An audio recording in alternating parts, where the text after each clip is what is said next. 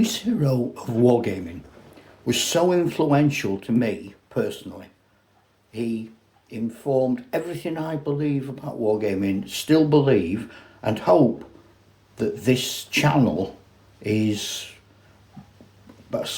perpetuating, trying to keep it alive, because we mustn't lose it. And for that reason, I've given him the only, to date, gold plaque that I've ever believed should be awarded.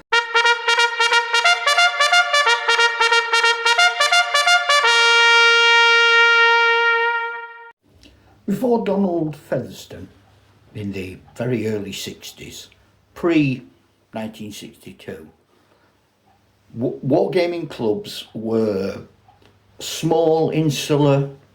Okay, H.G. Wells had made them happen. Avalon Hill had brought games into play for people to play against each other. We'd got figures, we'd got rule sets that were really quite rigid or weren't widely available. If you could go back in time to the 60s and be a wargamer then, and some of you I know can, we had no choice. I mean, no one was even thinking about gaming books and rule sets. So rules were either local club rules, or you might know someone at school or wherever, work, who was a wargamer in perhaps a different club, because there were a lot of us, or didn't even come to a club, and you'd share your rules around. But it was very insular.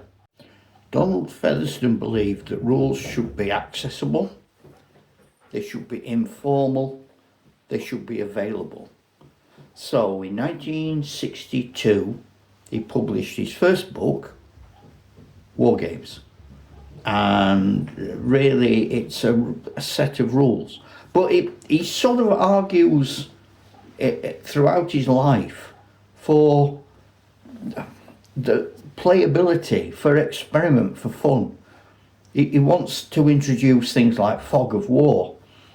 He wants to introduce collaborative decision making. He wants to introduce bringing people in, new people, encouraging people. Some people I've interviewed in the past and who I've known in the past saying he didn't get on well with some of the more rigid, these are the rules, do that, this is what they dress like, do that sort of people. Which is partly why I've given him my gold plaque, because as heroes go, he's my greatest. He asked us to think about umpiring and the joy of umpiring. He asked us to think about writing our own rule sets. He actively encouraged modifying rule sets.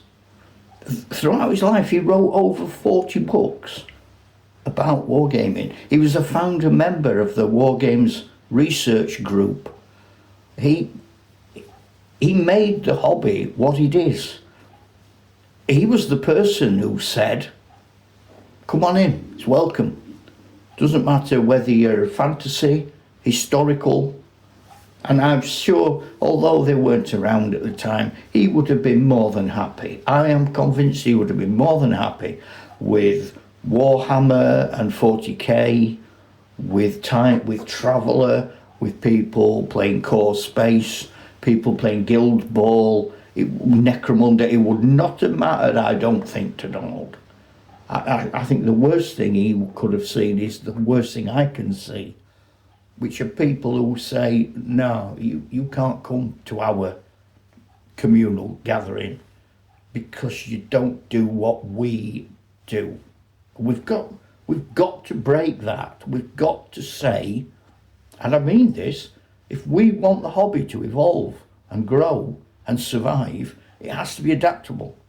But it has to be acceptable of the people from the past. It has to say, yeah, you are valid and welcome. But if we don't know why these things have happened, which is the whole purpose of this series of videos, how do we know what we're building on? If we don't know where we've come from, how can we work out where we're going? And if we don't see from the pitfalls of the past the dangers, we aren't going to spot the pitfalls in the future. Does that make sense?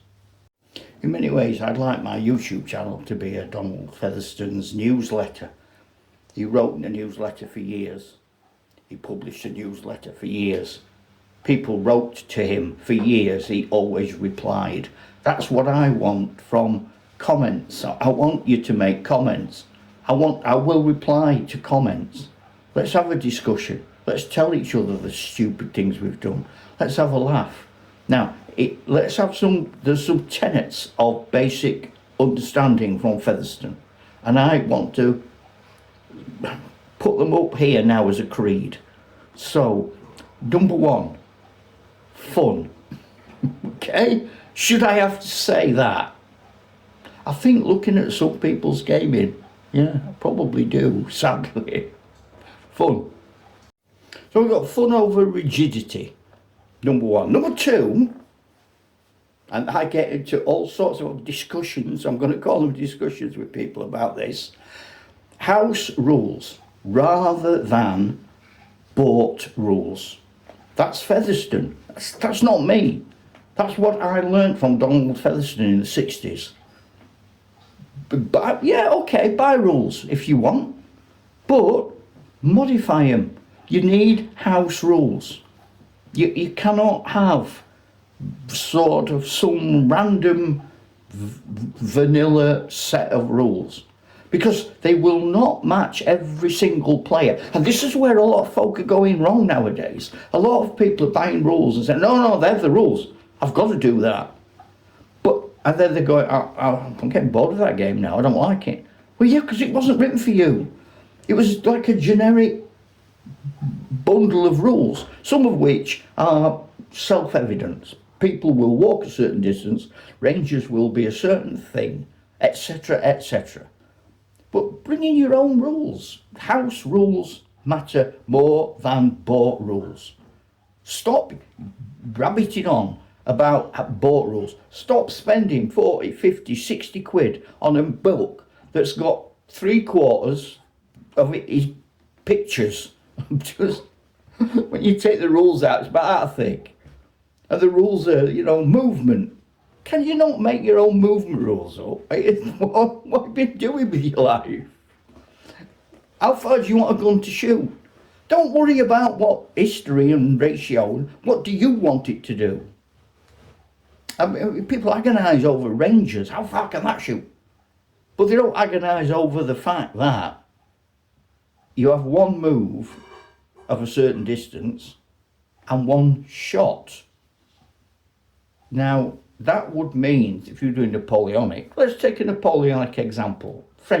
Poorly trained French infantry.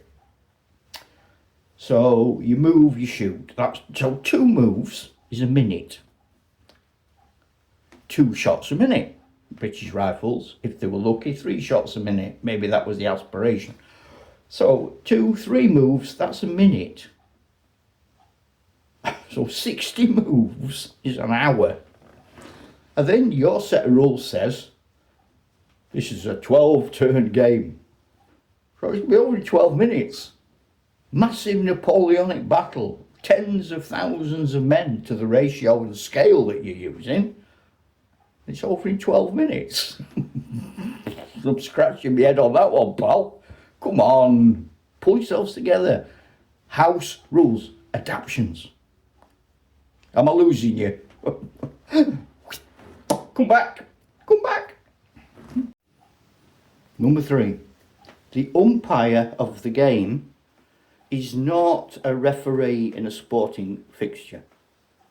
He's not there to stop you doing things.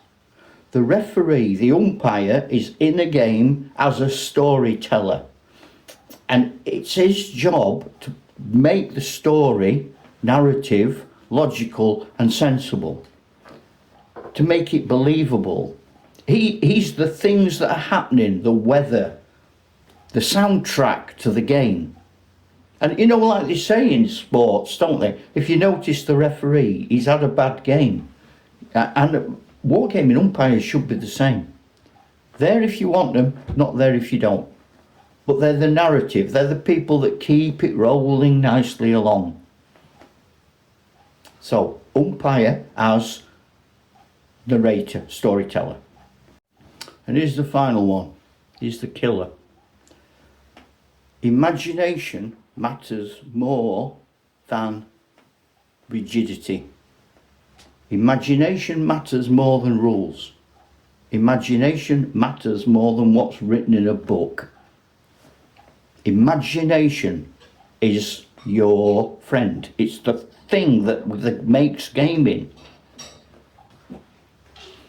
Are you imagining enough in your games? Just be honest with yourselves. You don't need to comment to me. Don't tell me. Be honest with yourselves. Are you employing imagination more than dice, tape measures, rule sets? When you are engaged in combat with, I don't know, another unit in buildings, what is taking priority? Is it what the rules say? What the tape measure says about the distances, short, medium, long? Is it the dice throw?